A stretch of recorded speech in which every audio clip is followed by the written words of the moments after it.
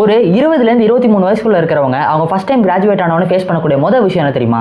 என்னப்பா காலேஜ் முடிச்சிட்டியா, அடுத்தது MBA போடுப்பா, நல்ல சேலரி கிடைக்கும், CA பண்ணு, வாழ்க்கை செட்டில்டு. அதெல்லாம் பண்ணாத, கவர்மெண்ட் எக்ஸாமுக்கு ப்ரிப்பேர் பண்ணு. என்னோட பெரியப்பா பையன் TCSல ஒர்க் பண்ணுறா, ஜாப் ரெஃபர் பண்ணட்டுமா? என்ன சொல்கிற? இதுதாங்க அவங்க சொல்கிறபடியும் நம்மளால கேட்க முடியாது. நம்ம மைண்டில் என்ன இருக்குன்னு அவங்ககிட்ட சொல்ல முடியாமல் அவஸ்தைப்படுறா சாரி.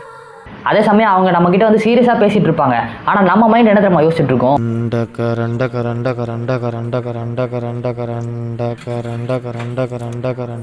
அதே சமயம் அவங்க நம்மக்கிட்ட அந்த மாதிரி சஜஷன் கொடுக்கறதுன்றது அவன் லைஃப்பில் அடுத்து என்ன பண்ண போகிறான், அவனோட கரியர் க்ரோத் என்னவா இருக்க போகுது, அவனுக்கு நம்மளால் எதனா ஒரு ஹெல்ப் பண்ண முடியுமா அப்படின்ற ஒரு க்யூரியாசிட்டி அண்ட் நல்ல எண்ணத்தோடு தான் அவங்க நம்மக்கிட்ட அந்த மாதிரி சஜஷன் கொடுக்குறாங்க.